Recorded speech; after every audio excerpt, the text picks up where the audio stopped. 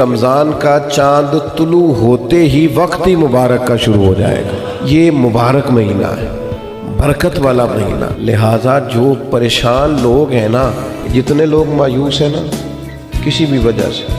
خدا نخواستہ پریشان ہے کسی بھی وجہ سے، محسوس کرتے اب پیچھے رہ گئے کسی بھی وجہ سے، تو وہ یوں سمجھ لیں کہ یہ وہ مہینہ آ گیا ہے جس میں مبارک ہی مبارک ہے،